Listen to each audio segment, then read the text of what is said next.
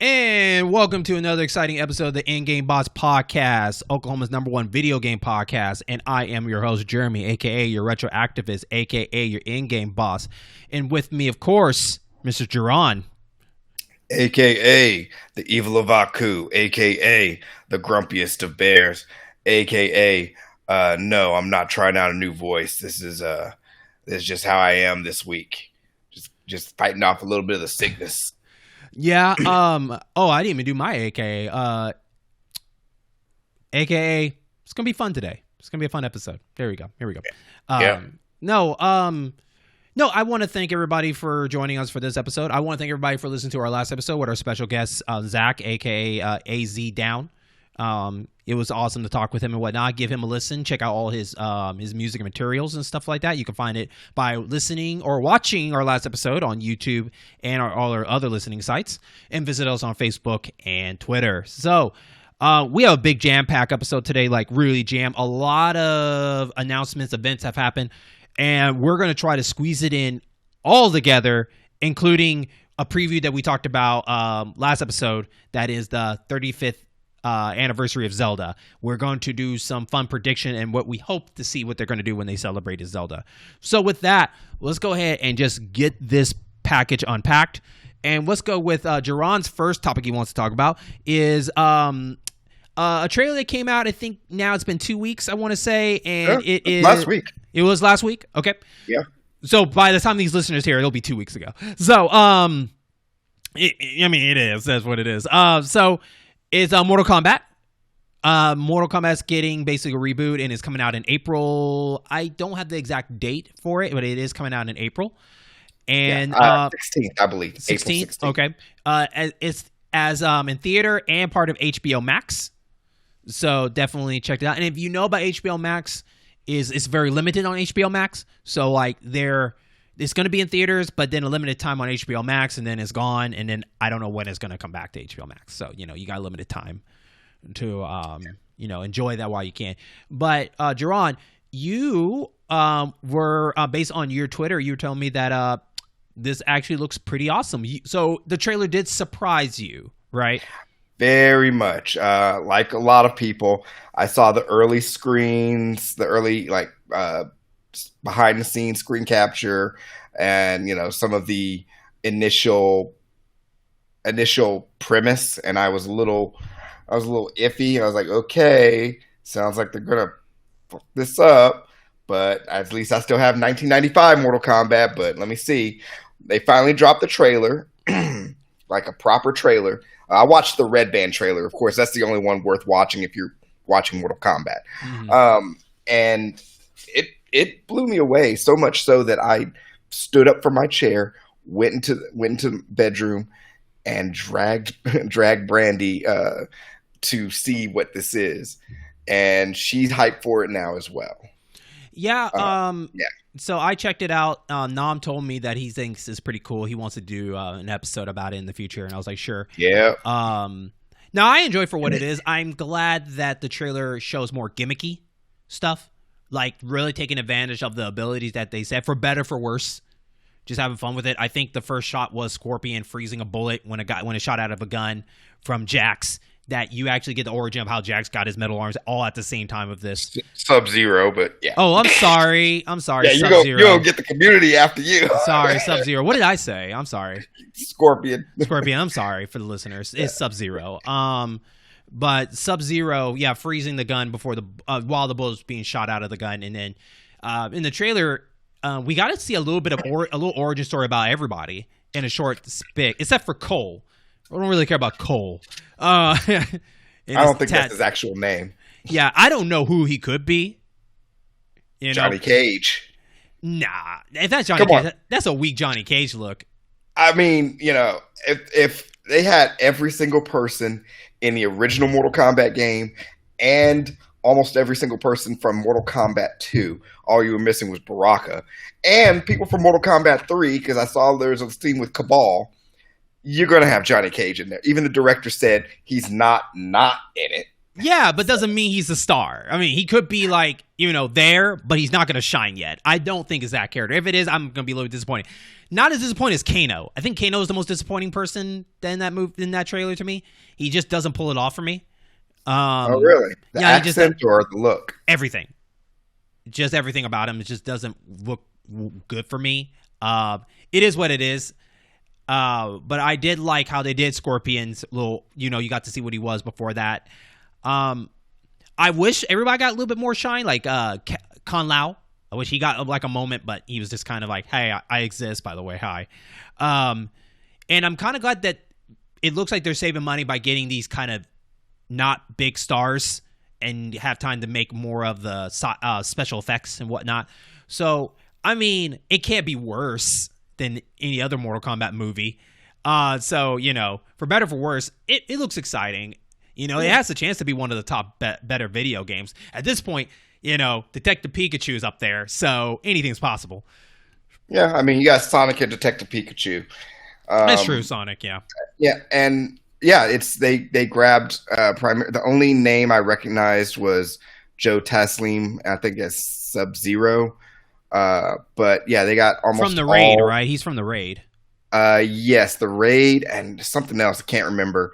But they sprung for fighters. Nothing against the people in the 1995 Mortal Kombat movie, but you had like half fighters, half actors that then had to be taught to fight. This, you're getting people who with some form of martial arts training, mostly. Mm-hmm. I would say 90%.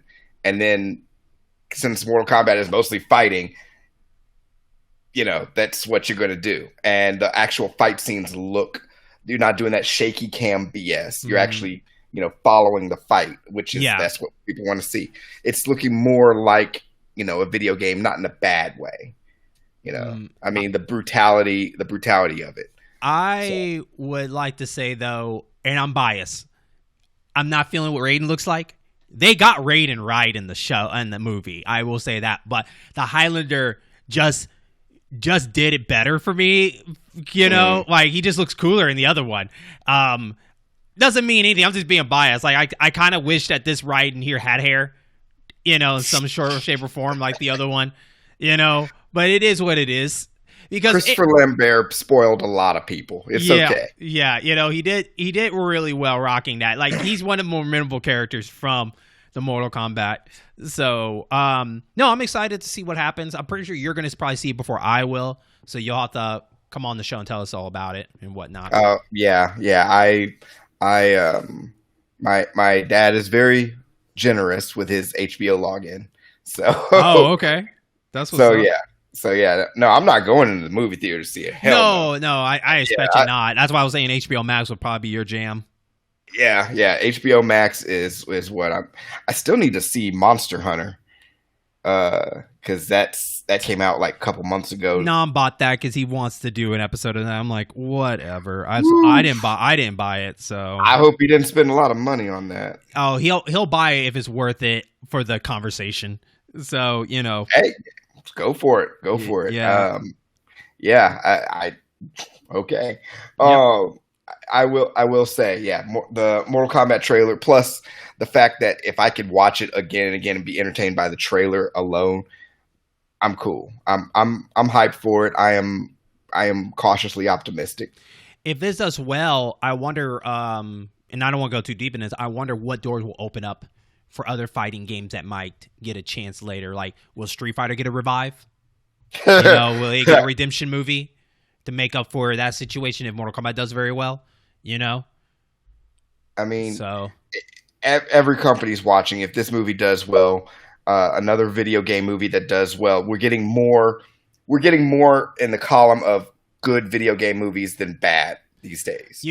I was telling somebody that if this does well, and since Warner Brothers owns DC, maybe we'll get an Injustice movie because of Mortal Kombat. So it would work better if it was animated, like the DC animated style, but I'd still watch it. Yeah. I would still watch it. I mean, Warner Brothers is kicks ass on the DC animated movies. Yeah. So Honestly, I kind of want to see live action just to see like if they because they can just play around and get any actors to play these parts. They don't have to really take it seriously because it's his own universe in his own way. So it'd just be funny. It could be more dedicated to fans. Like, who do you want to see fight in this movie? Batman versus who, or Superman versus what? And just have fun with it. So I don't know. We'll see what happens. So moving on, State of Play happened. Yes. And it was a short video. I think it was about 30 minutes. If it felt like it was 10 minutes. Yeah, give or take. It was here's some stuff, here's some release dates, and see ya.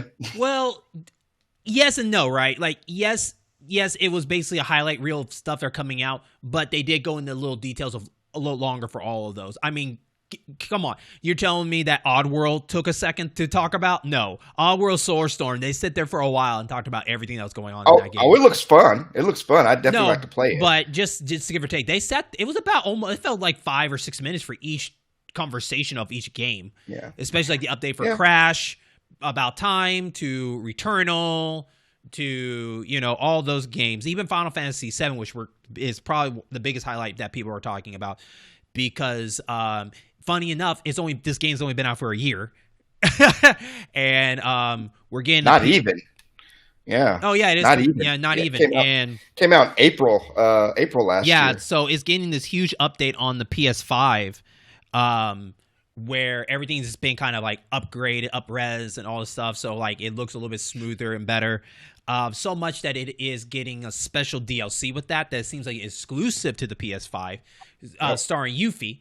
So for people, we get to kind of see what Yuffie's doing behind the scenes. Unlike the original one, you always just found Yuffie in the field, Serious ninja girl attacks. Yeah, so like you don't know what Yuffie has been doing from A to B, this whole time. So we get to see a little bit of a story of her that she was also in Midgard doing her own thing, while Cloud and the gang were, doing their own thing. So from the dialogue, it appears that this will take place while Cloud, after the second bombing run, when Cloud is hanging out with Aerith. And so Barrett let me put this simply. I have it over here. It has not been unwrapped yet. So I have not played Final Fantasy VII Remake yet. Okay, well, I didn't spoil anything. No. I'm just letting the listeners know. So, because if you talk about something, I can't connect with you. That's all I'll say. Yeah, but you said it's after the second what? I'm sorry. Oh, the second reactor bombing. When Cloud falls after you fight the Airbuster. Oh, okay. Yeah. Okay. So from the dialogue from that, it looks like Yuffie's section takes place during that. Yeah. So, like, when I first saw that, I was asking myself, like, so will there be a paid DLC for the PS4 edition? For people that are dedicated, that? Well, it's not.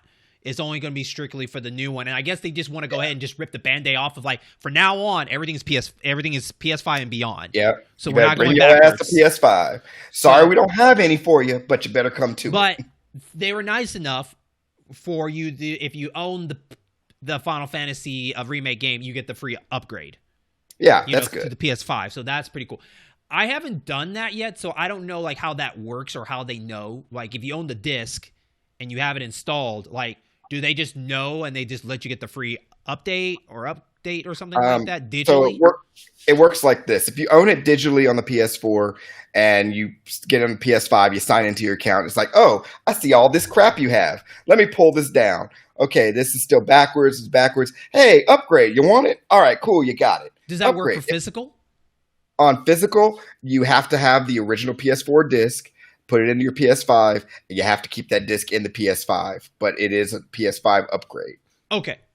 So I mean, it's basically like playing a PS1 game on your PS2.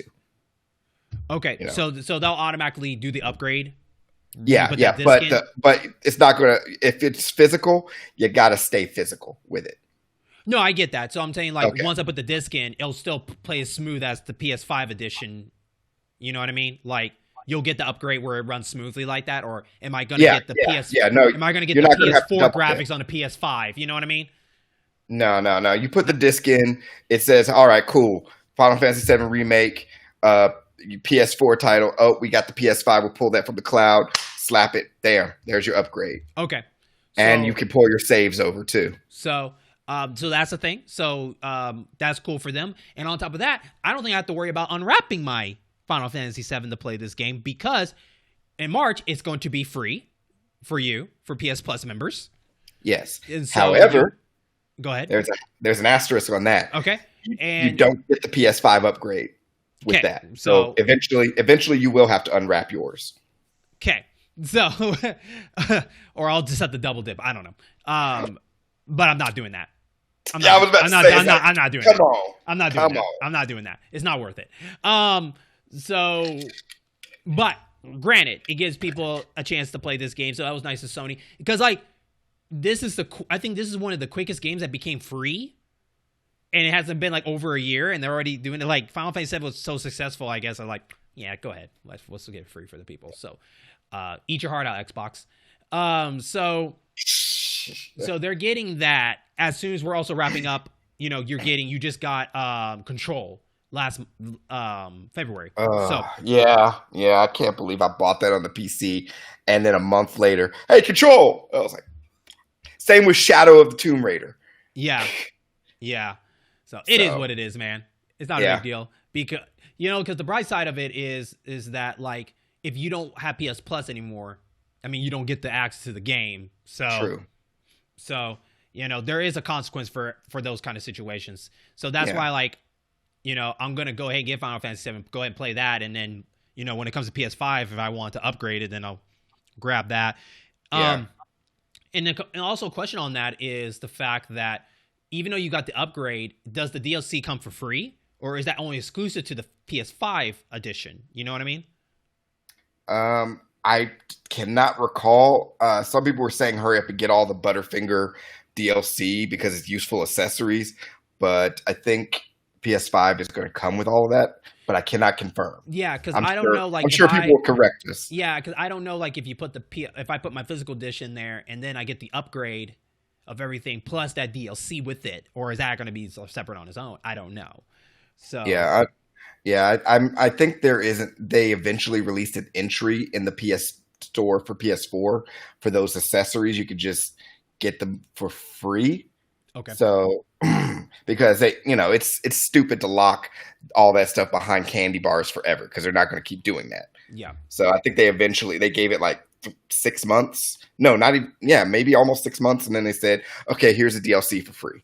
Enough people have played the game. Yeah. So that's great for everybody that are big Final Fantasy VII fans. I'm on that bus of I'm not that diehard of a fan. I enjoy it for what it is and whatnot. Shout out to Curtis. That guy sleeps with that game. It's under his pillow every night.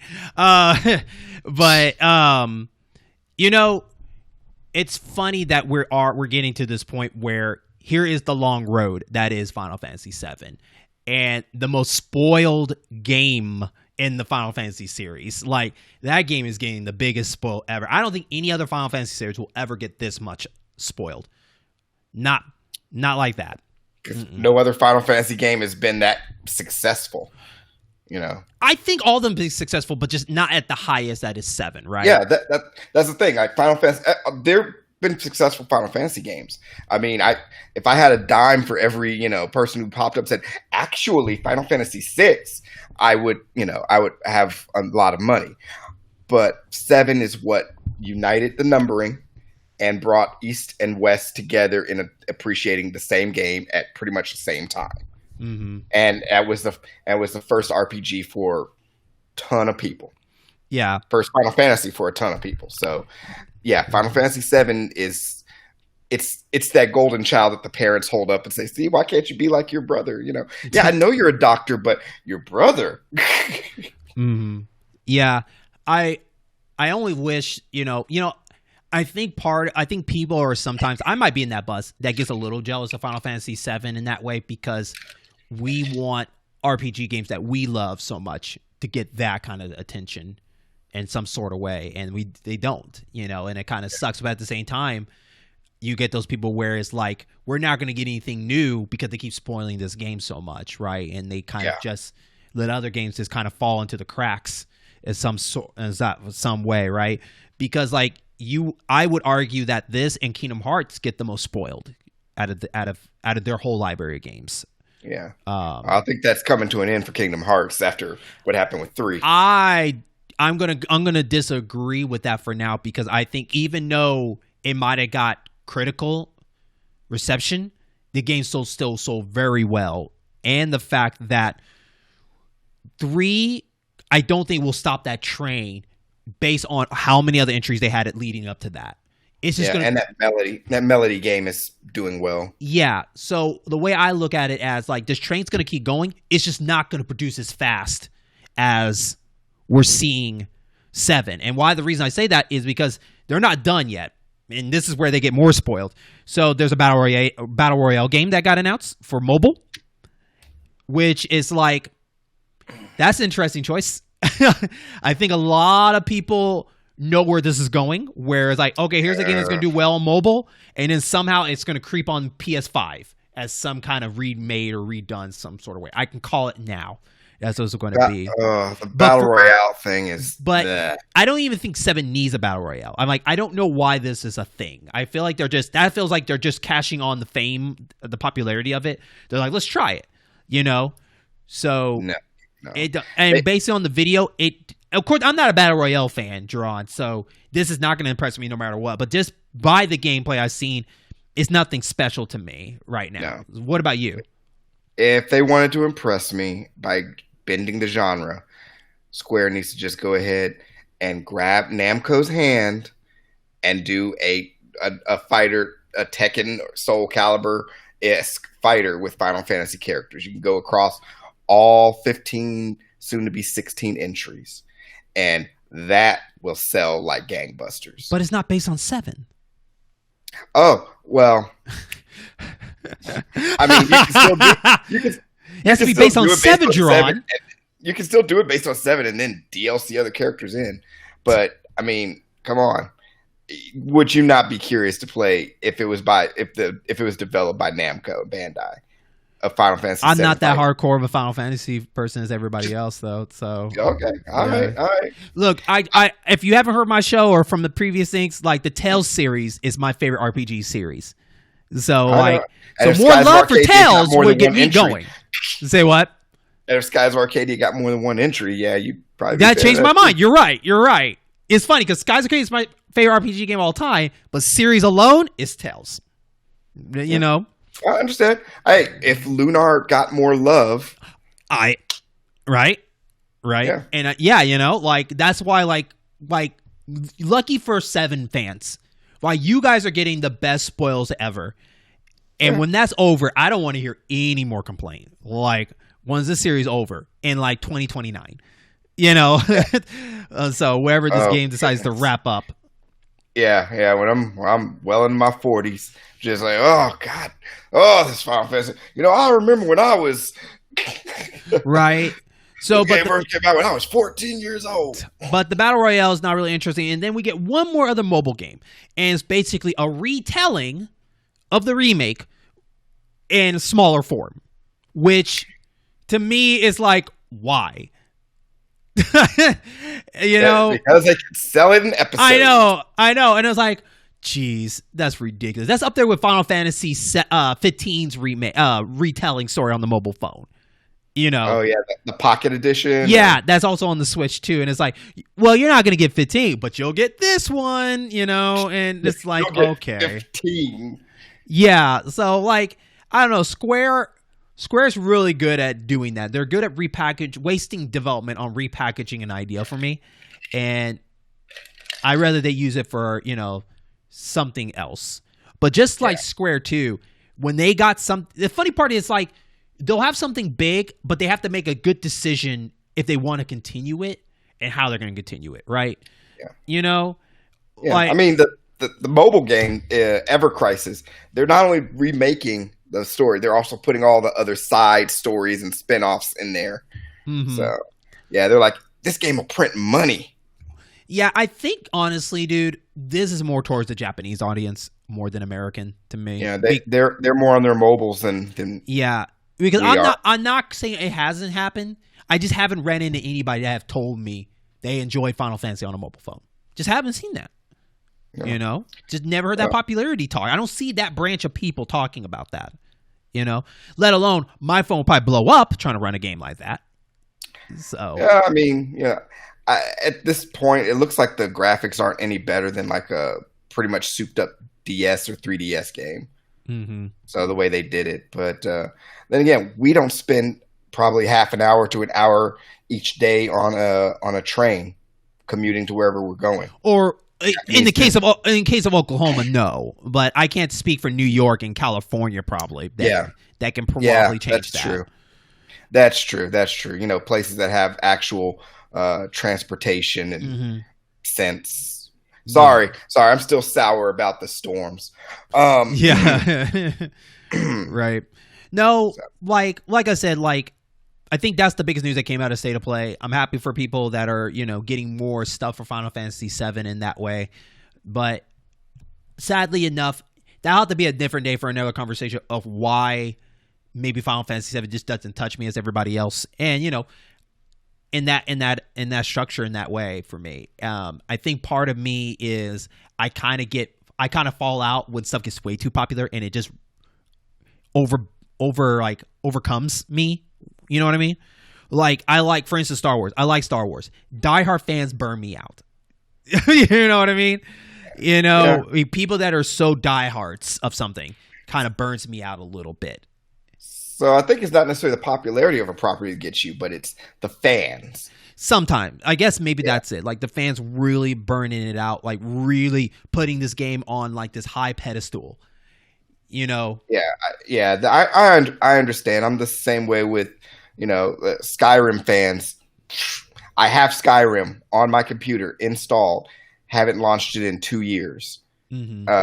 You know, and everyone's, oh, Skyrim, blah, blah, blah, Skyrim. I was like, you know, it's not that I have to discover it first and play it. It's just I will be interested in something, but as soon as, you know, the 30,000th person rattles off about Skyrim being the best thing since sliced bread, I'm like, eh. And I would say the same thing for Zelda fans. Like, I love Zelda, but I know Zelda fan base is very, very interesting kooky. In their own way.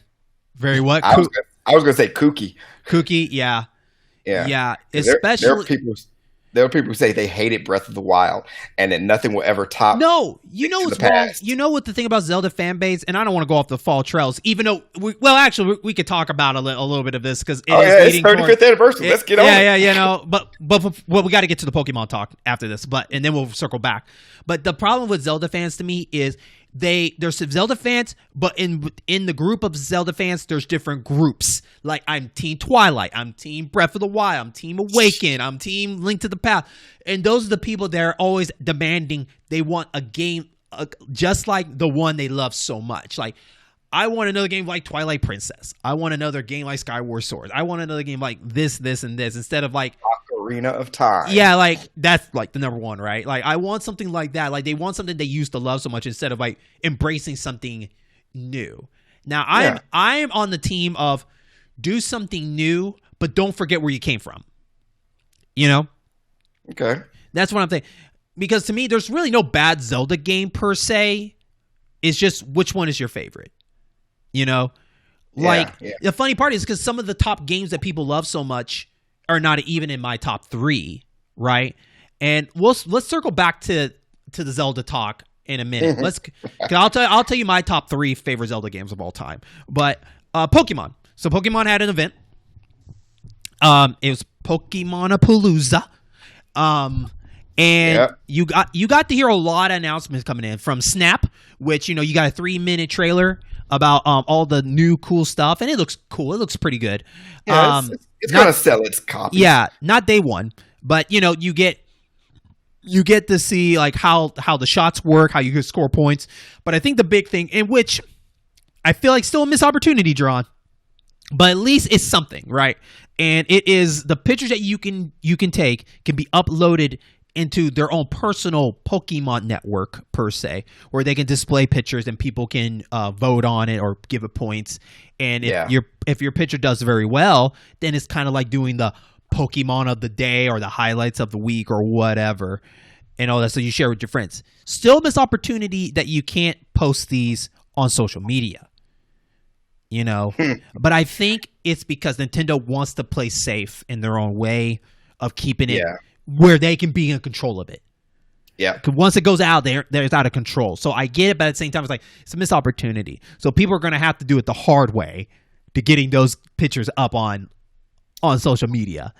Unless Nintendo kind of, because they've stepped a little bit away from their Nintendo mobile devices. They stepped away from just a little bit.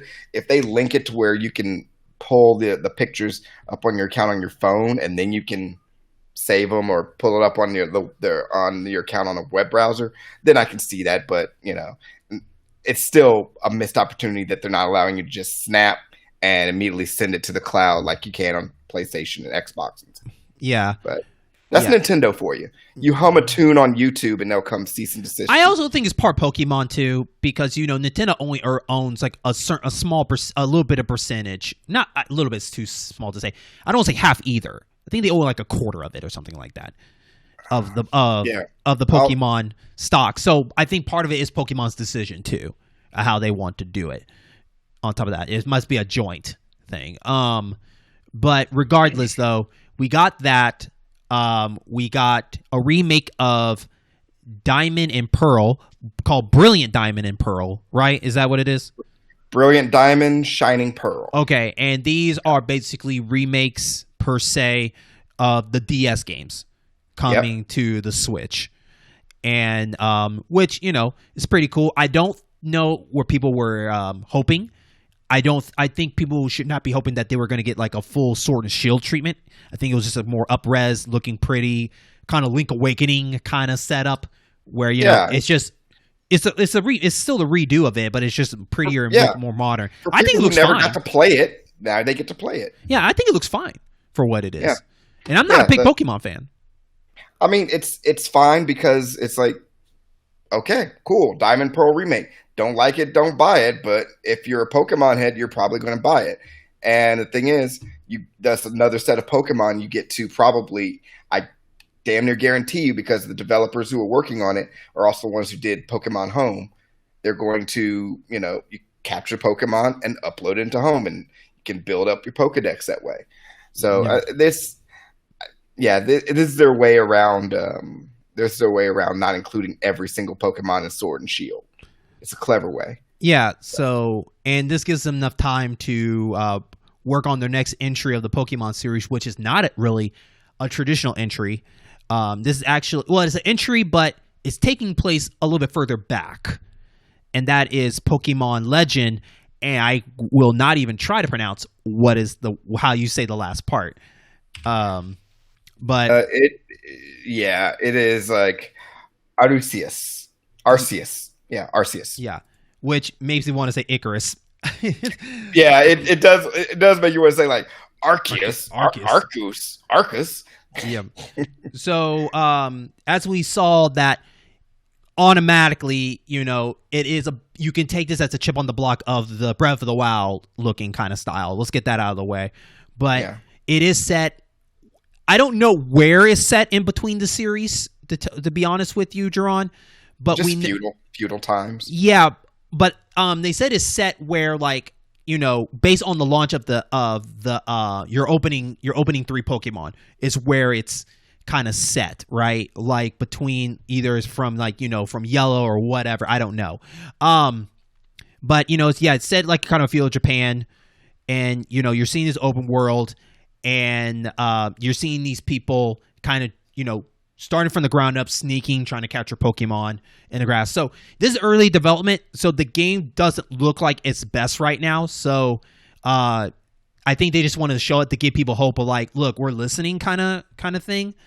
So, I think it looks cool for what it is, but at the same time, it's nothing to really talk about because there's nothing there, right? All you're getting is just the happiness that people want to see. Open world, we want to sneak up and grab Pokemon. We did it. Right? We want to see the Pokemon actually they just want to see Pokemon not Wild. Like that, but that's all you got. So you didn't get anything else. You didn't get to see like other towns. You didn't get to see other Pokemons running around, Pokemon trainers running around. You just got these Pokemons in the wild. And what's interesting about it, you could tell it's early development because you only saw one Pokemon in a wild on each scene, right? You didn't see a bunch of Pokemons just kind of wobbling around in the background. And you could tell definitely development because the game was running like lower than 50 frames per second on certain stuff, right? Like some Pokemon were like kind of moving around a little bit. This is their test, though. This is their acid test. If they can pull this off and they can execute this at least somewhat well, then the next like mainline Pokemon entry will be using this. Yeah. It is too similar looking to Breath of the Wild, so hopefully once they get town buildings and all that stuff, maybe it'll start kind of looking a little bit different and whatnot. But I like the character design. I like the girl. The girl looks really cool. I would probably pick her. Would this be the game that makes me jump in? I don't know, really. I really don't know. I don't know if I really want to do still the collection and maintain them and all this stuff. And on top of that, of the capturing part, right? Because like you're capturing these Pokemons, but like where's that line going to be where you can't capture them and you have to fight a Pokemon to get a capture? You know, like where's that thin line going to be? Because we saw pictures of the turn base of this, but the question I wanted to know is, and I think a lot of listeners probably want to know, is like, is this going to be active turn base or is this going to be just straight turn base? And I would say I want it to be active. Like if you're not doing anything, then they're going to keep fighting. I mean, that Pokemon's going to still hit your Pokemon.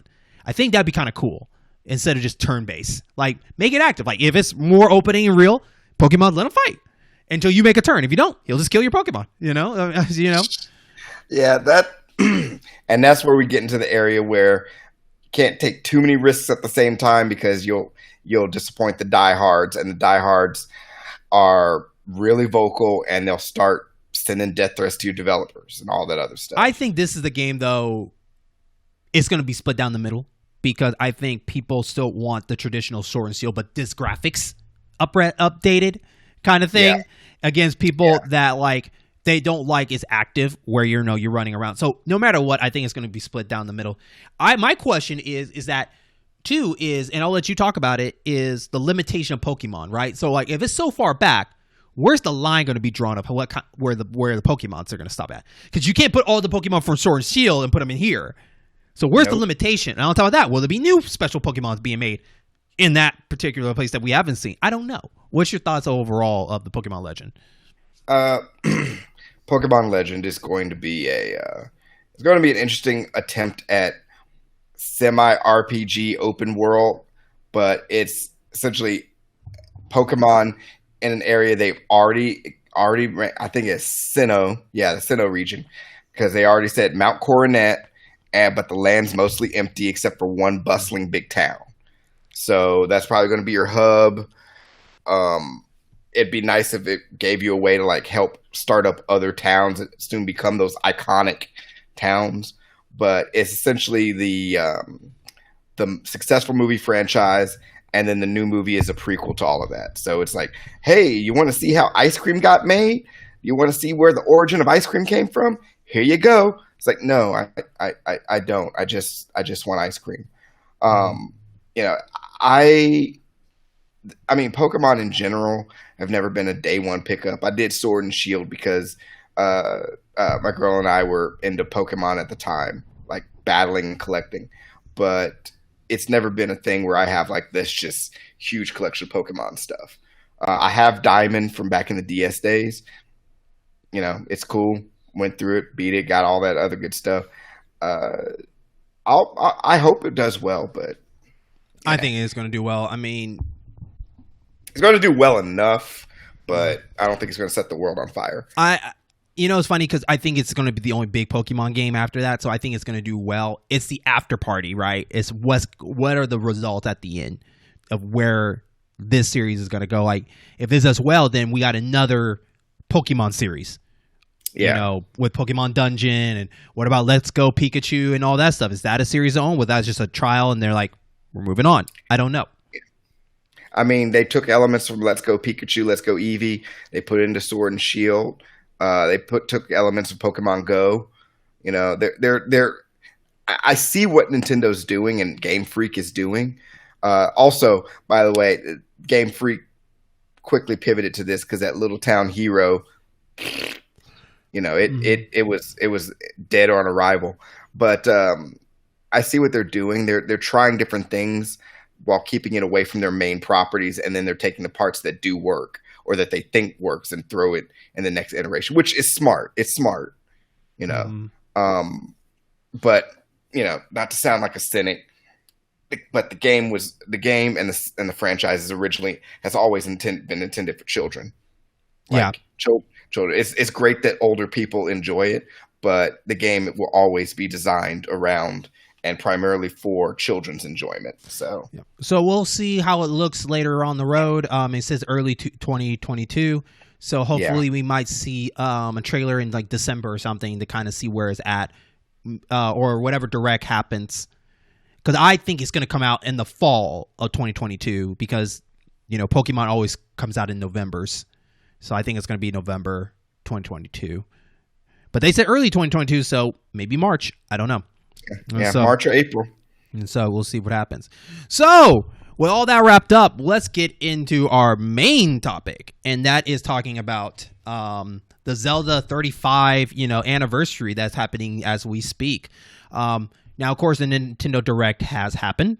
And a couple of games got announced. Jaron mentioned to me before we aired that 32 games got announced, including some classic ones that are getting an overhaul look, like Saga Frontier and Legend of Mana, which Legend of Mana is a game that I enjoy a lot. Never beat it, but I enjoy it for what it is. I can't wait to play it. It looks beautiful, So part of me, though, wish it got the Trial of Mana treatment, but I'll take it for what it is, Because I think Legend deserves it more than Trials, but that's just me.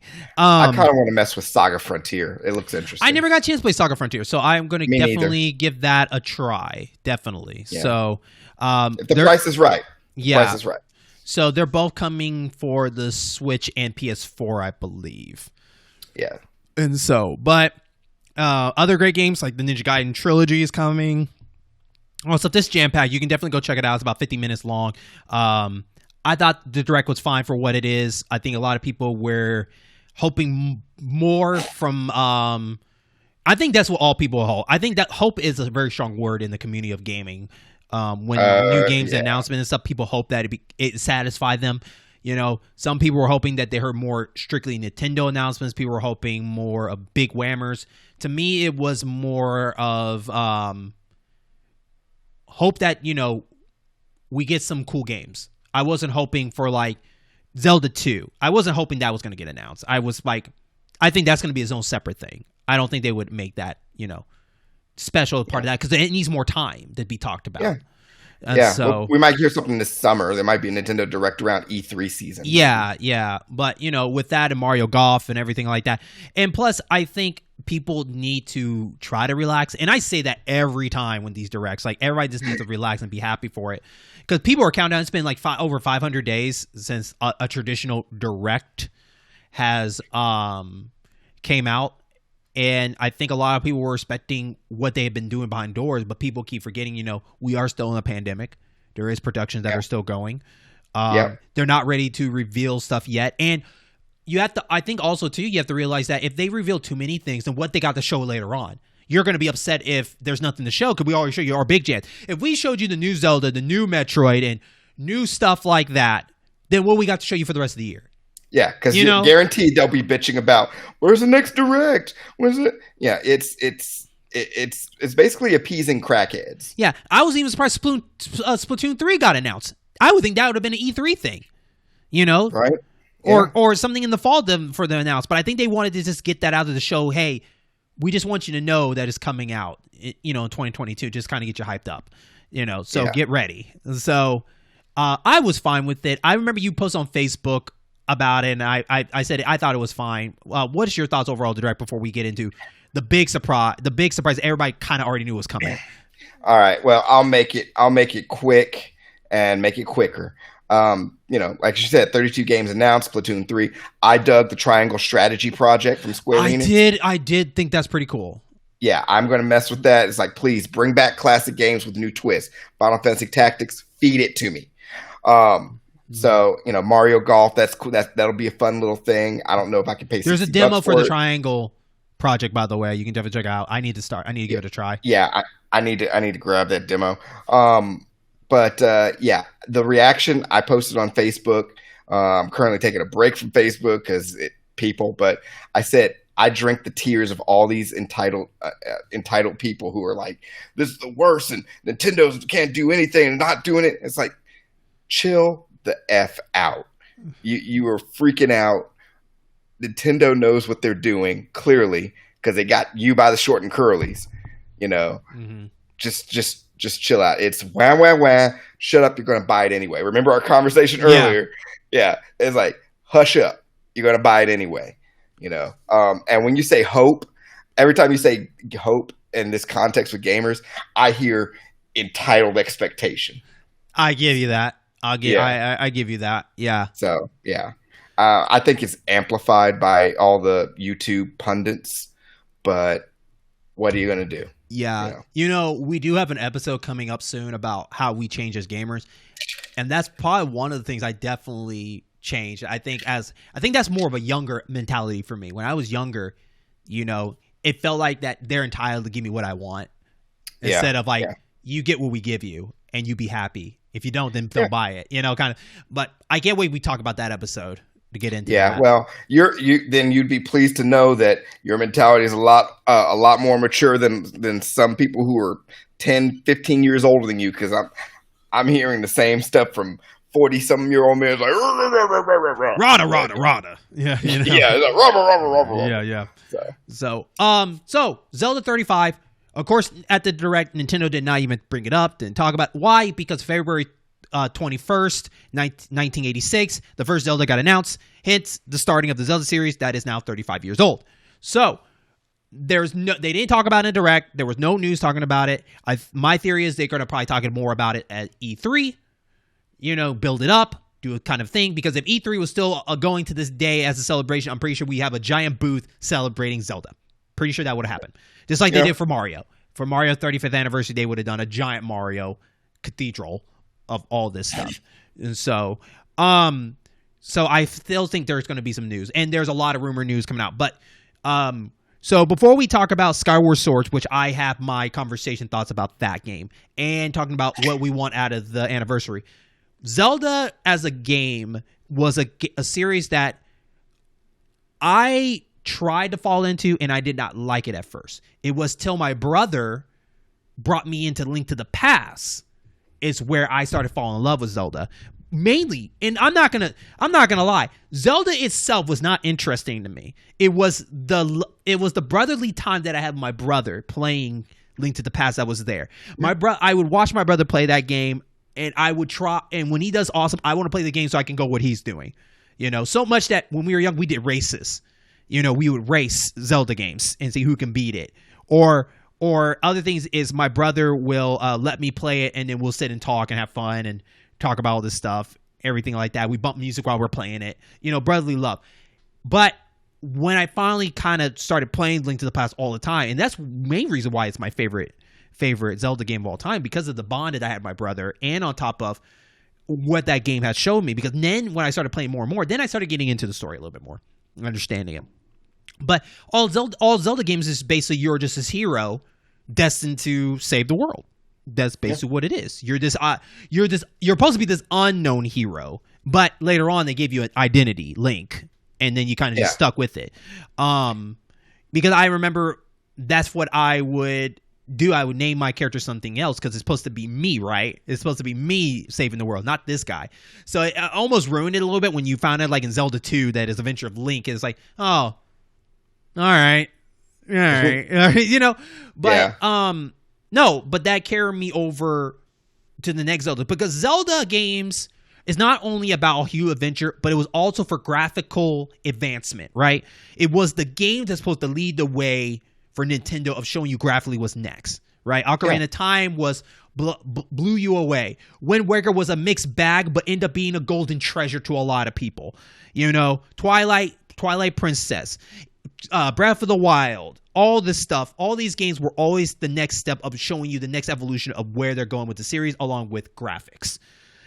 Mario's up there too, but Mario was more of what fun factor we can do with Mario more than graphically what we do with Mario. What crazy set pieces can we do? Yeah, like where can we put Mario next in and see what we can do with that? You can't Put do him that in with Zelda. Ass. I don't know. Right, you can't do that with Zelda. You can't put Zelda in space.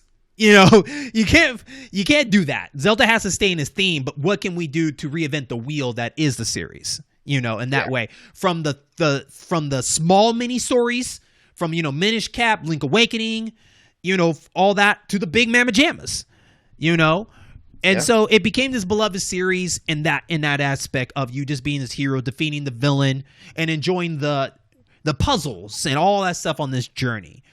So now it's 35 years old, which is kind of crazy. Because I would say I almost have played every single Zelda game. So 35 years feels like it's not that long. It felt like it's longer. It felt longer. I've been playing these games longer than 35 years. But, it's 35 years. So, it shows you that. And it's been a hell of a journey for Zelda.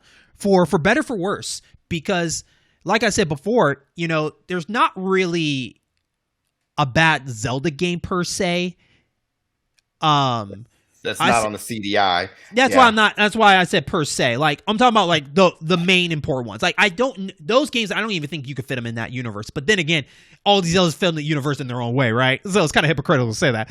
But just the fact that there's not really a bad Zelda game per se. It's what's your favorite, because it's hard to like for people that can argue that to people from Twilight Princess to Wind Waker, for instance, like you either take the fun animation look of this illustrated art piece looking game to a more serious real tone.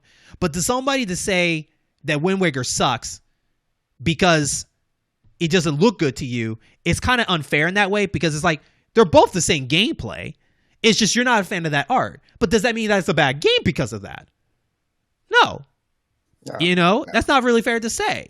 Yeah. So it's weird in its own way, because each Zelda game is its own game, but part of a same imaginary timeline.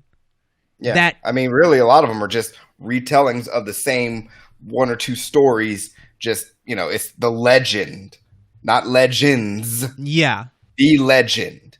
And and like all legends get constantly retold, new details added, things omitted, everything like that. So it actually, the way Nintendo's constantly reinventing and everything, it makes sense. The mainline games are the story in one way or the other retold.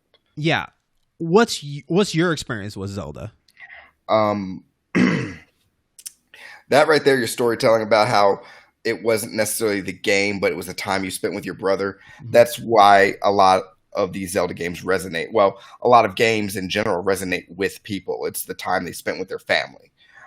So my favorite, it wasn't the first I played, but my favorite would have to be Ocarina of Time. And that's a pretty corned beef hash generic answer. But the reason why is because it was like the third or fourth, I can't remember, game I ended up owning for the N64. Mm-hmm. And because until then I just rented a lot of games. I could only afford to rent games. But it was one of the games I owned for the N64. And I didn't have any siblings around my age or living at home to, share in that adventure, talk about it with.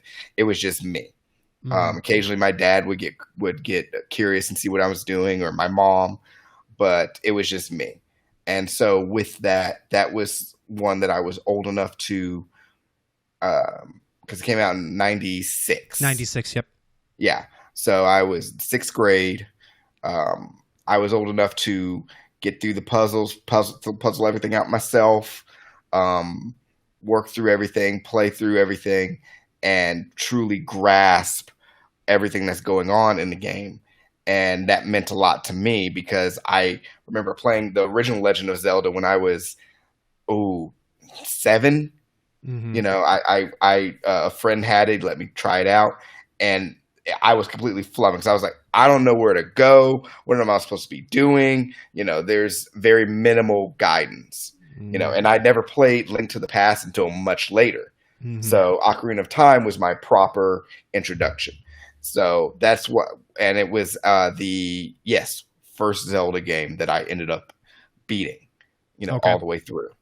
And it after I finished it, it felt like I had actually been on an adventure. I was exhausted. I mean, in a good way, but I was exhausted. So that was my favorite, and that's why.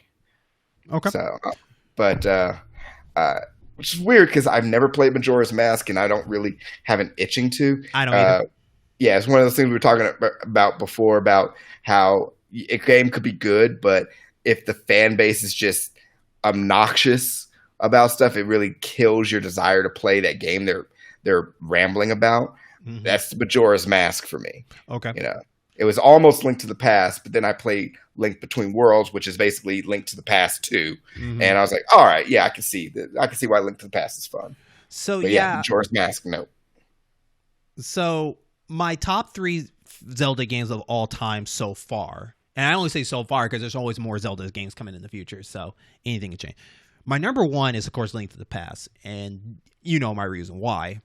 But Wind Waker's number 2. And the reason why Wind Waker number 2 is my favorite, because it took a high risk that paid off to me. It didn't back down. Because let's be honest here, when Waker came out, people were like pissed, right? Yeah. People were pissed. People were disgusted. They're like, what the hell are they going with this direction? Everything. Everybody thought it was going to be looking like the 64 Zelda, the GameCube one on that demo, right? The demo he was fighting Ganon, right? Everybody was like, that's the Zelda we want. And them taking this other risk. Well, at first, when I first saw it, I was confused by it. I was like, this must be an April Fool's joke because, this is weird, But at the same time, I loved it because, one, to this day, I'm still a cartoon fan and I'm still an anime fan. So art is a very strong thing to me, in that way. And I feel like that a lot of games try too hard to be always too realistic, in all their games. So to take something different like this at the time was so risk-taking, was weird. And the problem is because we get all these still pictures. But when we saw this game in motion, when I got this day one on there, I loved it. Link has, that is still the best personality Link out of all the Links.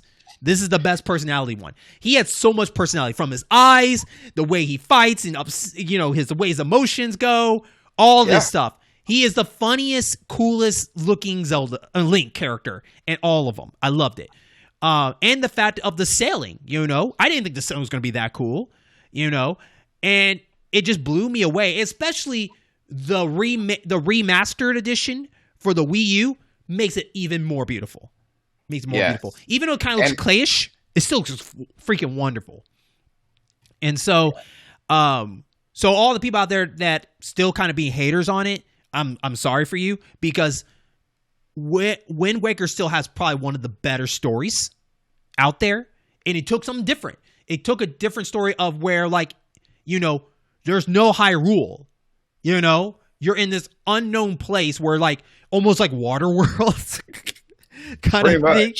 Yeah, and you're going from island to island trying to figure out what's all going on, and some of the greatest creativities are in there. Now, granted, I would argue that the partner dungeons can be a little annoying.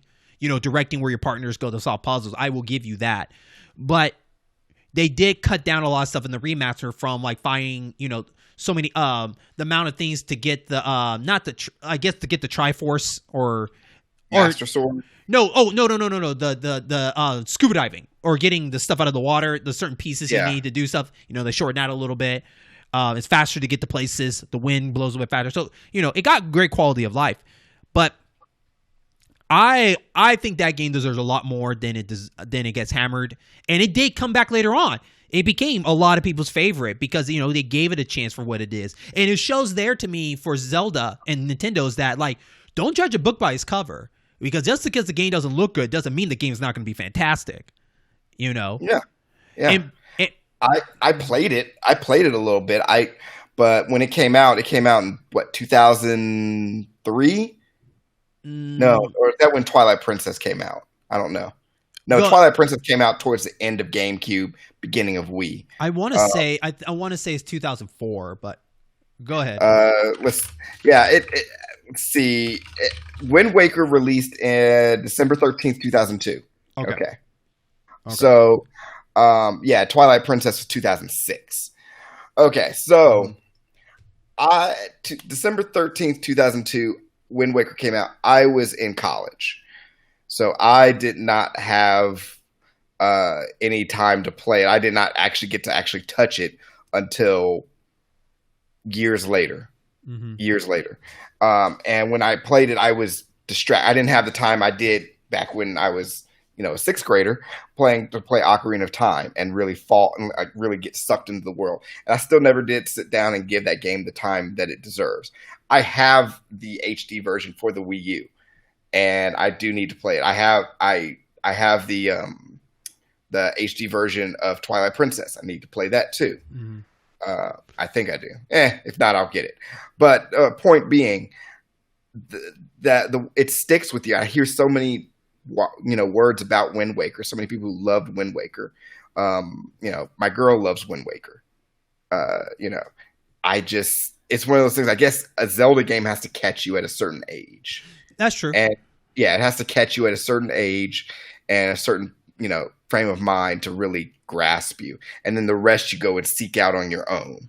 So, yeah, dude, it's funny. I think Wind Waker was like my Final Fantasy VII in that way, right? At that time, weirdly enough, because it's so hard because Wind Waker affected me so much that Twilight Princess did not affect me. I played Twilight Princess and I like it, but it just didn't have that. You lost that charm because it's oh great, we're back to the serious Link, all this stuff, and the Wind Waker Link left such a charm. It's hard. It's hard. It was fun and it was charming, and that's like Ocarina of Time. It was fun and it was charming because there was a lot of crazy characters and stuff. The dude winding the little music box in Kakariko Village and the Ghost Cemetery and everything like that. The catchy tunes. You're onto something there. It's the charm. Not saying that Twilight Princess didn't have charm. It had its own charm, but I think in a way it was also Nintendo's way of saying, "Fine, shut up. Here you go." Is what you were asking for. Because I'll put it like this: out of all the Links in the whole series, Link is all. Let's be honest here. Link is really not that cool of a character. He is just a plain boring character with interesting characters surrounding him. Because if you take everybody away, Link is a boring character. He is. I don't care what anybody says. Well, they don't give him a voice. They don't give him a voice, but he represents you. And since you can't speak and you can't put your personality in there, he is a boring character. He's only cool because he just gets all these cool items. But just character alone, he's really not that cool. That's why the Wind Waker one is still the best Link, because he has such personality that he didn't need these other characters to keep him popular. Yeah. In Twilight Princess, you had the old girl from that turned you to a wolf. She's the one that makes she's the one that keeps you interesting. So so you have all these side characters that keep you interesting. But Wind Waker itself does a good job of, here's Link in his own way. From the moment that he beats a character, he's jumping up and down like he just saved the world. That is great personality right there, without these other characters. So, and then the last one for me on the third on the list. So I said Link to the Past is number one and Wind Waker. And, it is Breath of the Wild right now. Breath of the Wild right now, because this is another game they took a chance on of making this open world and see what they could do in this giant playground. And I don't need to go any further with Breath of the Wild. It's new and everybody knows about it, so I don't need to go into that. Yeah. But then after Wind Waker and then Twilight Princess, then we get the game that got announced at Direct for the 35th anniversary that people have been wanting, but I'm going to tell you that you think you want it in a different aspect. So we get Skyward Sword. Feels like it's supposed to be the best of both worlds, right? You're getting the Twilight and the Wind Waker kind of together, and we get this animation kind of style. Looks like a Saturday morning cartoon kind of look per se. Actually, Wind Waker looks more like a Saturday morning cartoon, or a PBS show. So we get Skyward Sword, the HD edition. Now, we get this HD edition. Everybody wants it. And, I'm happy for them because, it's been locked on the Wii for the longest time. We didn't know if it's ever going to come. And if they were going to do it, how were they going to do it? So we get it. It's running 60 frames per second. It looks pretty in 60 frames per second and all this stuff. But the reason why I'm happy for people that are playing it, because they get a chance to understand that this game is not going to be the game that you think it's going to be like, right? So people are like, I just want to play with a controller. I get it. You don't want to play with motions. I get it. All right. Even though the game is intended and meant to be motion, I get it. Right. I played this. I still have Skyward Sword. It's right up here on the top of my thing up here. Okay. I have it with the special edition of the gold controller. Right. Because this is another game that they took a chance on, a new risky chance of all motions, and you have to rely on your skills. And it's fun. It's great. I can understand people that can play this game and it's a one time for them, or they're not going to play it for a long time.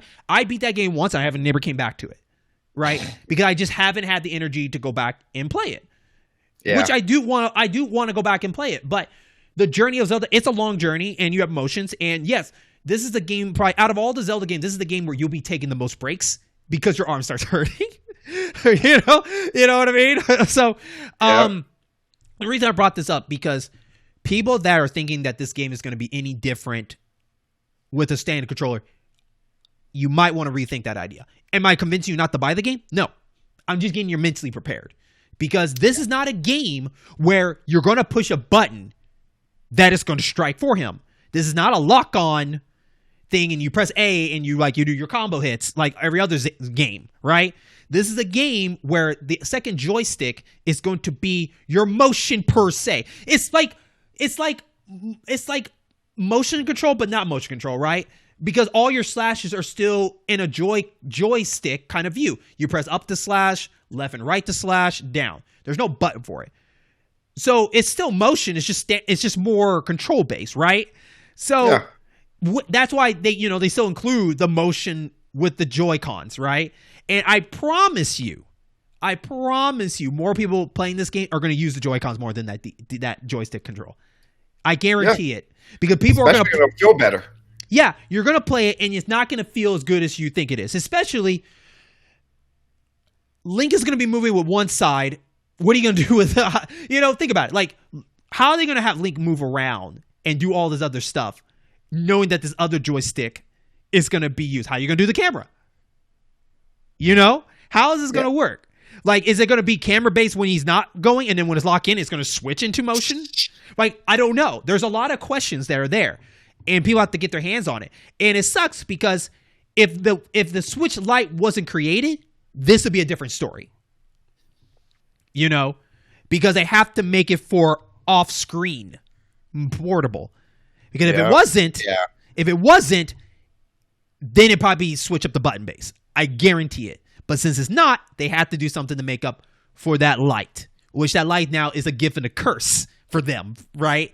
So we get this joystick that does all your moves, and I guarantee it is going to be that thing. Also, too, if you haven't played Skyward Sword, it is a fun game, but there's a lot of extra little things that's going to annoy you. Especially like before you go do something else, you have to do these little scanning, tracking things you have to do every time. Yeah. You got to find stuff. You got to dive down to each. Yeah. You revisit 3 locations most of the time.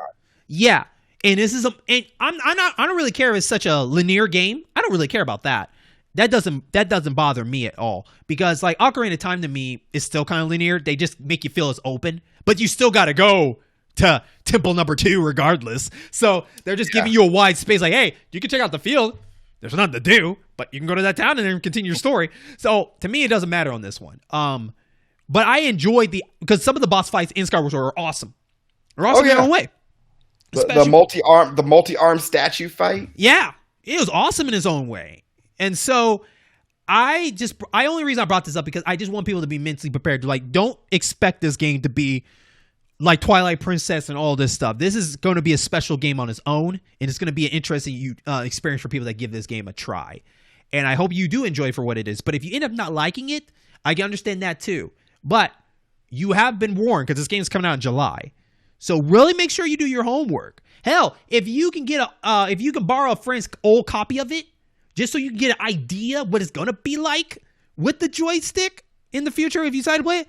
Maybe that'll help you get your mindset for that. So, Jaron, what's your thoughts about the Skyward Sword game? I owned it. I also owned that version that that you have back there, and with the gold controller, and I beat it. I beat it in not one sitting, but in like within a few weeks. Because I did have to take a lot of breaks. Because it was only November 18th, 2011 when it came out. That was like just almost 10 years ago. Right. Okay, so that was actually at the beginning of my girl and I's relationship. So she watched me standing there, my tank top and shorts, and just swinging, doing this, doing whatever, looking like a fool. But I played through it. That was one of the few that I plowed through, and I think I would have enjoyed it more if I didn't plow through it. But like you were saying, there are parts that do get repetitive. You visit the same 3 or 4. You visit 3 main areas. You occasionally visit other areas to get puzzle pieces to then go back down to those other 3 areas. And there's a reason for that. But that didn't bother me because, like you said, with Ocarina of Time, Death Mountain, the forest, the Kokiri Forest, Lake Hylia, whatever like that. There are really 2 temples hidden there. There's temple when you're young, temple when you're older.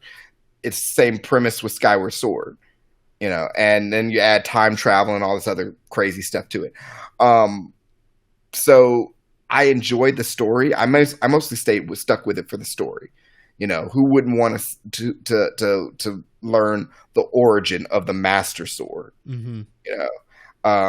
The origin of the Master Sword and the origin of the first Zelda, the first Link, et cetera, et cetera. That's cool. That was cool. That kept me going. So, and I think it was also around that time when they established Demise and how he said, I won't say what he said, but they went from there and then went forward. And you've noticed that the Zelda games that have come out since then have a little quick nod to that in some form or fashion, including Hyrule Warriors. So I like Skyward Sword. The fact that it's coming out again, or being re-released HD version, good, because a lot of people did not give that game a chance. They didn't give it a chance, and same thing. It's the same. My same thoughts with Wii U ports coming to the Switch. These games didn't get a proper chance, and now people are going to be able to play them and enjoy them. And who knows? In another number of years, talking to someone says Skyward Sword was their first Zelda game and their favorite. So, but yeah, I think it's going to be interesting. Oh, and think of all the amiibo Nintendo are going to re-release, and so yeah. So with that going on, we have the 35th anniversary that is coming up. I believe is coming up, and I want to kind of discuss what we want out of the anniversary for this year. As you know, Mario's still kind of getting his 35 on the road still. We don't know when Zelda's going to start his. Now, there was a rumor talk of the Twilight Princess and the Wind Waker coming to the Switch. That was a rumor, which is cool. Would I double dip on both of them? Probably. I like Wind Waker so much, I'll probably dip it again. And why not? Who cares? Yeah, you will. Who cares? I'll do it. I don't care. Will it be 60? Does it need to be $60? God, I hope not. Make them 40. Come on, throw us a bone here. They're not. Because that's the other thing, too. Skyward Sword is $60. So that's something you have to debate with your wallet, right? So yeah. Link's Awakening was like 40 or 50. Yeah. Or no, 40. And Nintendo was like, that's only because it was a Game Boy game. Yeah. So we'll see what happens with those. But what do we personally want from the Wind Waker anniversary? Now, I don't have a list like Mr. Jaron did. He has quite a list of what he would like to see. So I have some off the top of my head. So I'm going to let Jaron here go first and tell me, what does he want from the Zelda anniversary? Mine's a mixture of what do I want and what do I think we're going to get. So I want a proper another Four Swords, Okay. but for the Switch, easier to play, to where you don't have to go hunt down people with multiple Game Boy Advances and multiple cables. You could just do it ad hoc. I mean, just like, hey, you got a Switch? Hey, you got a Switch? Hey, all right, let's go. Let's play some Four Swords. That would be fun. They already got the Zelda games for the Super Nintendo and Nintendo on their online store. So I don't think they're really going to do too much with that. However, we are probably going to see a Zelda theme for Tetris 99. Okay. Which would be cool. It's cute, we probably will see some limited edition BS crap on the My Nintendo store that'll probably get snapped up and then scalped on eBay. The usual. I would definitely. I did put this on here because I was thinking about it earlier in the show. Can I pause you for a second? I forgot to mention, since you mentioned scalping, there is a special edition of Zelda Joy-Cons. They're also coming out. They look beautiful. They look really cool. Oh, they're already sold out for pre-orders. Yeah, so scalping could reoccur on that. Anyways, go on. Thank you for mentioning that, because I forgot about that. Because they look good. They're really cool looking Joy-Cons. I considered getting them, but I was like, $70. Yeah. But we're also going to probably see some form of maybe a special 35th anniversary Zelda amiibo, or we're going to see re-releases of Zelda amiibo, kind of like we saw for Mario. We got a special Cat Mario, Cat Peach, and then they reprinted Bowser and Bowser Jr. Mm-hmm. So we might get some reprints of Link, Zelda, Ganon, maybe Wolf Link, who knows? Maybe we'll get a special Skyward Sword Link on a Loftwing, the bird from Skyward Sword. So that would be interesting. And when you really think about it, there's not a whole bunch Nintendo really can do that they haven't already done. Mm-hmm. Releasing a collection, it would be, there. I would like to see them release handheld collection. I'm talking Oracle of Ages, Oracle of Seasons. Like I said, Four Swords. They could base it around Four Swords. Minish Cap, because I've never played that. I heard it's fun. I don't know how they do Spirit Tracks. I don't know how they do Phantom Hourglass. Mm-hmm. But and I don't know if they really need to do a re-release of Link Between Worlds, because that's not that old. So, What about you? So you hit Minish Cap. I would love the Link Awakening treatment for Minish Cap, because Minish Cap has an interesting world. I like the fact that you're like the Honey I Shrunk the Kid kind of style. So seeing you small, opening this big world would be pretty cool with your talking hat. I think that'd be really cool to get that treatment, just to see what they can do with that. But you're right. Like 35, there's not a lot they can probably do with it per se, because I doubt they're going to do a collection. Those games are too big to be a kind of collection. Like they're too big for Mario, right? People are talking about, like, if we can get Wind Waker, Twilight Princess, Ocarina of Time together, or Ocarina of Time and Majora's Mask or something else again in a collection that we find. It's like, I don't think that's going to happen, because they make more money separately. Mario 64 and Sunshine are a different story, because Sunshine hasn't been out since whatever, and 64 has been out so many platforms that, like, I don't think people were going to buy it, so they needed to be connected with a collection along with Galaxy. So that made a little bit more sense to me. But to get those big Zelda games that they all sell well, each one separately, I don't think it's going to happen as a collection. I don't think so. That's just leaving too much money on the table for Nintendo to me, unless they do the Disney Vault idea, which they'll be gone in like 5 seconds if that happens. The Tetris 99 is interesting, you said, but I feel like if they do a Four Swords, it would do the 99 Mario thing. You know what I mean? Like the Four Swords, so you have all these links, working together through the level or something like that. Multiple squads of 4. Yeah, that can be. That'd be hard to team up with 4 people, go against other 4 people, but It is what it is. I would like to see Link kind of jump in other stuff in a special way. Like, you know, I don't know. Like, it'd be kind of cool if Link made a special appearance like in Fire Emblem, or make a special appearance in the Project Triangle game or something like that. You know, like, you know, something as more of a special guest in a cool way of something else at DLC. I think that would be pretty cool, because I think Link deserves to be in some spots in some sort of way. Yeah. Another sword character in Smash. Right. By the way, for the people that don't know, you know, Pyra and Mitra have been announced as Smash Brother characters, and I am very happy that Xenoblade is getting some more shout-outs. By the way, their sales jumped up in Japan when that game got announced. Oh, dude, your Xenoblade Chronicles 2 game is like being sold for like $100, $200. Yeah, it jumped up big time. With that being said, I'm kind of still burnt out by Sword Fighter. So, like, good for them to be in the game, but at the same time, I was like, can we get something just out of nowhere? Please, quote me, tweet me, Earthworm Jim for Smash, all right? Let's get the worm in the game, all right? Earthworm Jim, baby, all right? Crash should have been in there a long time ago, you know, with this announcement coming in. There's been 2 chances for Crash to be in this. Still not there. Earthworm Jim needs to have his moment. I think it would break the internet. If Earthworm Jim got announced, it would break the internet, because no one saw that coming, and people would be asking, like, who the hell is Earthworm Jim?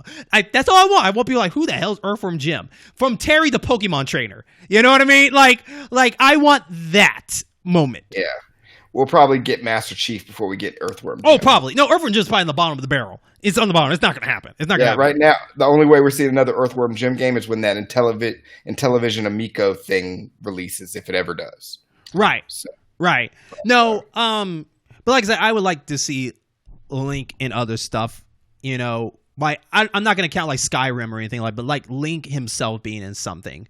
But I can't tell you which ones, because like there's still a lot more games that still need to be announced. Like, okay, maybe Link would be cool for Mario Golf. That'd be kind of cool just to see him pop. That'd be cool. Mario Golf. Add him to Super Mario Party. You know, that'd be cool. Yeah. He was in Mario Kart 8, so. Yeah. What about, because I can't believe they didn't carry this over, but they had special amiibo where you tap amiibo on the Wii U for Mario Maker, and you could like actually get those sprites. Bring that back for Super Mario Maker 2. Yeah. You know? Or hell, I mean, man, if I haven't touched Fire Emblem yet, but it'd be so cool if they had a Fire Emblem team that you can play as a bonus characters in your game. Like, you know, you have Link, Zelda, you know, I don't care, Tingle, Impa, you know, they're that small little team in the story. They're just bonus. They're just there. They're not the main characters, but they're just a team you can add to your squad or something like that. That'd be so cool for that to happen. I always like that stuff. I like other characters kind of integrating just for the fun of it as bonus like that. I think that was really cool. But you know what I personally like, and it'll never happen, is I like characters that have been in series so long to kind of get their own thing and have to see what they can do with it. Like, let's get a actual Zelda game. Like, what can you do with a fun Zelda game? A fun Ganon game. Like, Princess got, like, Super Princess Peach. That's all we got. Eventually. Yeah, and think about it. Yeah, and that was long ago. Yeah, and then Toad got his own game. But Bowser hasn't got his own game. I've been campaigning this since the Gamer Stand podcast back in 2015 that lasts for 3 years before I made this show, is I want a StarCraft strategy game starting Bowser and all his minions. Let's get the origin story of what Bowser did taking over for Mario game. All right? How did he become King Bowser? Yes, let's get the Bowser Wars. All right? All right? You get all the minions. I want to control Goombas, Koopas, Flying Koopa Troopas, Hammer Brothers. I want all of it. Give me a strategy game. That'll be my first strategy game I'll ever play. That'd be amazing. Make it a Nintendo RTS. That's what I'm talking about. Make that RTS. Mario. You have a Mario faction. You have a Legend of Zelda faction. You know, you got a Kid Icarus faction. You got to have your Protoss Star Fox faction. Yeah. So at least Star Fox out of this. Okay. Anyways, just kidding. No, Star Fox is always going to be there. No. I think that's what I would like, because like every time we think Zelda, we think Link, and it shouldn't be always like that. It should be the world of Zelda. So like, let's get more stuff from Zelda. Like Hyrule Warriors was a good, cool turnaround, I guess, in that way. Yeah. But maybe we can get a Zelda strategy game, like you mentioned, but its own thing in its own universe. What about Zelda going against Ganon, or like a team, and we get to see these soldiers fight in certain ways, like Advanced Wars, but Zelda. Yeah, I mean, it wasn't until Twilight Princess and then Breath of the Wild. I can't believe I blanked on that. Twilight Princess and Breath of the Wild that we started seeing Zelda seeming more capable of taking care of herself. Wind Waker notwithstanding, because the reasons, but seeing her being able to take care of herself more, and seeing her being able to kind of hold her own a little bit. So yeah, I could totally buy I mean, there's still hope Breath of the Wild 2 will do that. Like a good portion, if not most of the game, is you controlling Zelda. Yeah. But I think that we'll get an art book collection, limited time, like for like the years of 35, kind of like the Legend of Zelda Hysteria books. And that way, we'll get a special edition art book only of like the years over Link and Zelda and all that stuff for a limited time. We could get a Japanese only like Zelda game over there, like maybe like Zelda BS, that one over there, where it's like I think it was Link Awakening, Link Between the Past, but it was like a remix kind of thing. That'd be pretty cool. But either way, it's cool that it is getting a celebration and whatnot. So much that Zelda has been such a big fan base, so much that I think out of any other series, it has the most, other than Sonic. Sonic's up there in the top for the most fan base made games. You know what I mean? Like, There's a lot of people that do a lot of Zelda fan base games, which they don't last long because Nintendo says, hey, thanks for thinking of us, but shut it down. So much that, we had some developers were making a Breath of the Wild demake with NES graphics. So it was the first Zelda. It was going to be like the first Zelda game, but Breath of the Wild style. So much that I remember someone made a project of turning Ocarina of Time to a Link to the Past style, and that looked cool. Yeah. That was cool looking. Got shut down. Yeah, shut down. Somebody was trying to do the opposite. Someone was trying to do Link to the Past, but the Ocarina of Time. That would be awesome. I would love to see a 3D Breath of the Wild stuff for Link to the Past, because one of my dream things is where if you can use the mirror and you just see the world change before your eyes to the dark world and then change back to the light world, like on the fly, that'd be so awesome. But anyways, it just has such a big fan base, and it's going to be interesting where the future of the Zelda is going to be later down the road, or where this is going and the next vision for it. I hope that they take more chances and just go ridiculous on some ideas, because I think fan base are going to eat it up regardless, for better, for worse. Oh, yeah. Because they're slowly realizing that you can't judge a book by its cover with Zelda. You're going to have to play the game for yourself and understand where they're coming from. And I'm very excited to see where the next row is going to come. I hope they don't stay too safe, and just see what the next thing is. I would like to see where the next animation ideas are going to go. Hell, I would love in the future, it'll never happen, but I would love to see what other people in their in-house can take a Zelda game and see what they do with it. Yeah, that's a property Nintendo will be very reluctant to let somebody not have third party. beyond. I'm not talking about outside. I'm talking about their in-house, like for their first party and second parties. But like, okay. That's what I meant. Like, they just bought Next Level games. What can Next Level do with a Zelda game? What can Monolith Soft do with a Zelda game? Could we get a Zelda RPG game? That'd be interesting. Let's see what they can, what their other production teams and their in-house can visualize, and not just be a side project, like another main entry, and see what they will do it. Because if you think about it, some of these people they branch out to help out with it. I mean, Monolith Soft helped do the world of Breath of the Wild. So, yeah.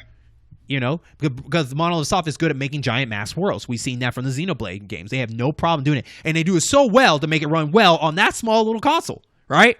So they know how to Xenoblade Chronicles X. Right? So they know how to make the world. They know how to make a world, right? And run it well.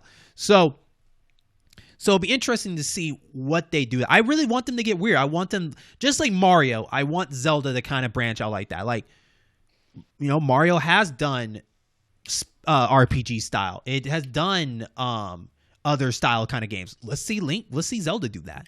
Let's do his own way. Hell, I want a reimagining. This is my dream project, hands down. It'll never happen, but it would be awesome. I want the reversal roles of Zelda.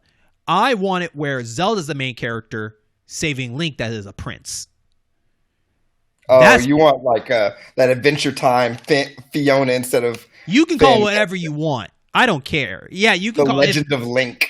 That's fine. You can do whatever. You can call it whatever you want. But I would just love to play Zelda as a warrior, going to help save Prince Link, and just see where that goes. Because then we get to see a talking Link, and see what that does. I want a talking Link. I do. I think it's time for a talking Link. I know. I'm definitely in the outside thing, but sooner or later, it's going to happen. I know it's going to happen. We're going to get a talking Link. Because something has to change later on in life for this series. So I think a talking Link is going to happen. And I think people are thinking too hard about it. I think it's going to be fine for what You're dreaming big. You're dreaming big. Hey, that's what you have to do with these games. Nintendo has to dream big. Nintendo always has to do something different. That's their thing. They always have to think something new to reinvent the wheel. They don't like going back to reuse stuff. So sooner or later, they're going to be in a corner where like, well, let's see what we can do with a talking Link. Let's see what happens, you know?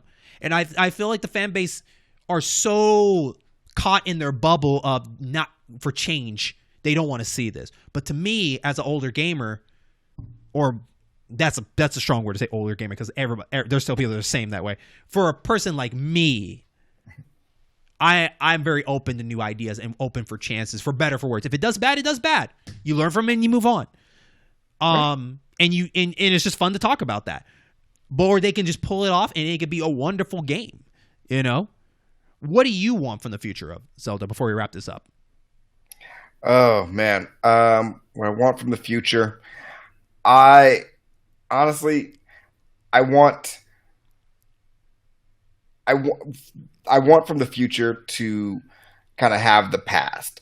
I would love for them to say, you know what? Yeah, we got the original Legend of Zelda. Kind of like what you're saying, you'd love to pull one of the games forward. Original Legend of Zelda in Breath of the Wild style.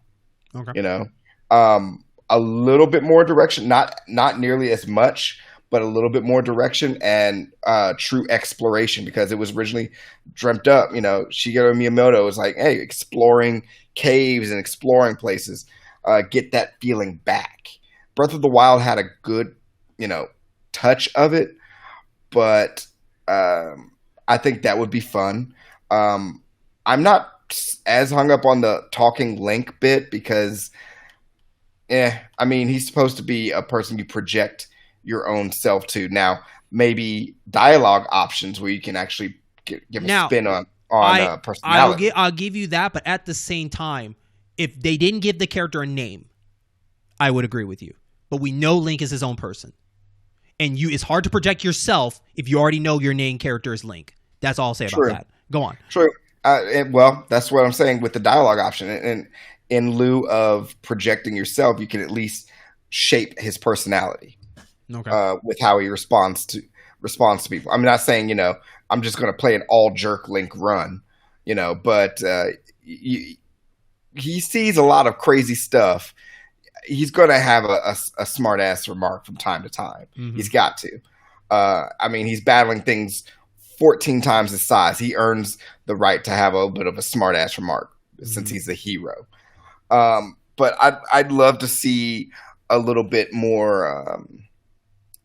While keeping it child friendly, I would love to see a little bit more snark with some of the Zelda properties. Like, I want to see, Zelda and Link team up. Like, if you're in a battle, not Age of Calamity, Hyrule Warrior style, but kind of like the end of Breath of the Wild. Sorry, spoilers, folks. End of Breath of the Wild, where she will take pot shots at Ganon for you. Where you all will ride off together. We might get that with Breath of the Wild too. We might not. I want to see them expand more of the world of, like you were saying, of the Legend of Zelda. Not just get sword, go to dungeon, beat dungeon, get item, go to next section, beat dungeon, get item. I want them to break away from that more, like they did with Breath of the Wild. Okay. So it's hard though. It's hard. RPG would be interesting, but I mean, hell, they could even throw us for a loop and do a Super Mario RPG style with the graphics and everything like that. You know, make it very, very cutesy part claymation. That would be cute. Okay. I could rock with that. That would be very cute. That would be very fun. But yeah, Legend of Zelda, it's that weird thing where you want to see more, but at the end of the day, it's really easy for it to pigeonhole itself because the formula is so simple that it works, but it's hard to expand upon without losing sight. So I don't know. That's all I could come up with off the cuff. All right. And with that, we have to go ahead and wrap it up. And I want to thank everybody for listening to this jam-packed show from Mortal Kombat, Final Fantasy, Pokemon to Zelda.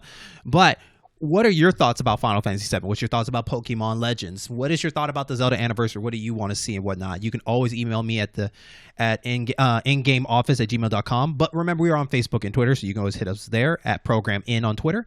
And of course, if you're on YouTube, thank you so much for watching. And don't forget, you can always subscribe so you can enjoy all our other great contents too. And we would just love to have your hits and give you more content as we go.